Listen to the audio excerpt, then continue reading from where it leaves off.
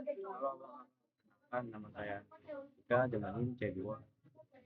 Di sini saya akan membuat video teknik teaching terkait materi praktikum kelima biologi perikanan, yaitu analisis makanan. Gimana sih caranya kita menganalisis makanan pada ikan? Nah, step-stepnya perlu kita ketahui nih. Yang pertama, tentunya kita menggunakan SOP-nya terlebih dahulu, seperti Jaslet, Sampel Petri, dan juga alat bedah. Itu adalah hal-hal yang atau bahan yang paling penting untuk praktikum ini. Itu langkah pertamanya kita tentunya menyiapkan cawan Petri, lalu kita menyiapkan lambung yang juga khusus dari ikannya, dan tidak lupa kita juga menggunakan mikroskop pada praktikum kali ini. Nah, untuk step pertamanya kita menimbang lambung dan usus secara total pada timbangan digital. Setelah kita timbang, kita memiliki dua lambung dan gonad, untuk lambung dan usus untuk kita urai dan kita analisis pada seperti itu. Jadi ketika kita timbangnya satu-satu, lalu kita membelahnya menjadi dua, yaitu bagian lambung dan juga bagian usus. Nah, setelah itu kita kerik bagian ususnya. Untuk keriknya tersendiri itu caranya ada sedikit rumit karena kita harus memotong bagian khusus agar makanan yang ada di dalam itu bisa kita tarik keluar menggunakan alat bedah seperti itu. Nah, setelah kita sudah memotong perlahan itu, kita keriklah si makanannya agar keluar. Nah, setelah itu kita memasukkan makanan itu ke uh, gelas ukur untuk kita ukur beratnya seperti itu. Tapi sebelum itu, tadi sebelumnya kita setelah menimbang itu, sebenarnya kita menggunakan metode volumetrik yang dimana kita mengukur bobot dari lambung dan usus itu kan masa pada air yang ada di gelas ukur itu. Kita menyiapkan 5 mili gelas 5 mili gelas ukur pada 5 mili air di gelas ukur, lalu kita memasukkan lambung dan ususnya seperti itu.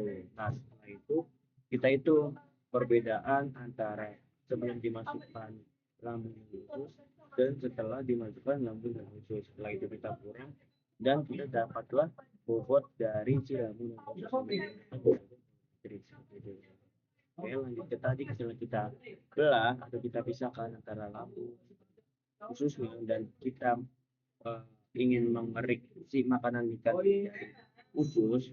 Setelah itu kita tarik, kita kerik keluar. Setelah itu kita masukkan ke cawan Petri. Nah, setelah kita keluarkan makanan itu, kita masukkan ke gelas ukur kembali untuk kita ukur menggunakan metode volumetrik. Biasanya yang tadi saya praktikkan itu untuk makanan ikan tersendiri itu terdapat pada 1 miligram.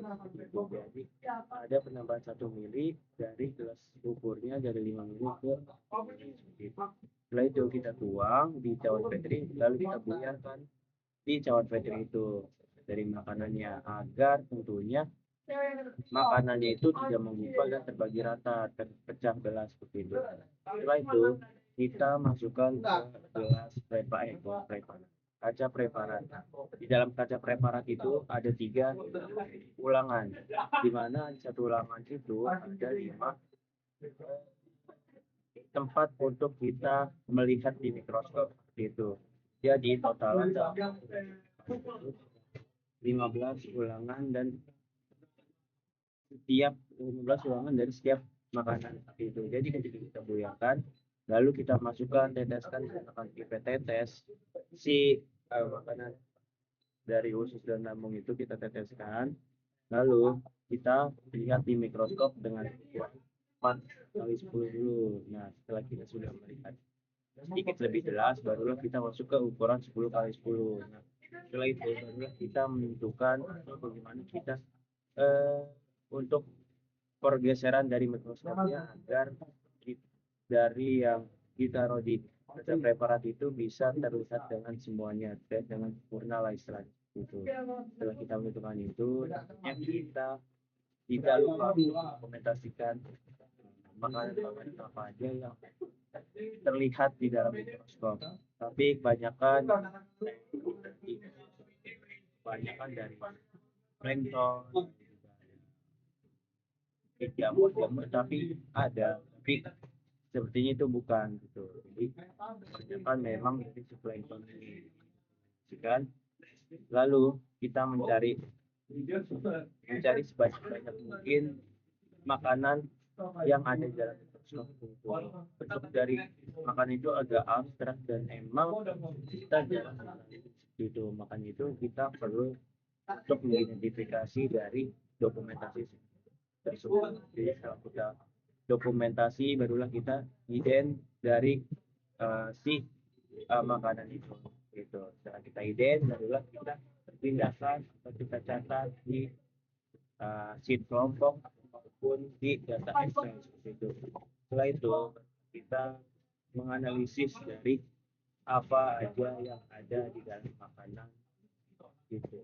Oke, mungkin sekian dari video teaching saya. Kurang lebihnya mohon maaf. Wassalamualaikum warahmatullahi wabarakatuh.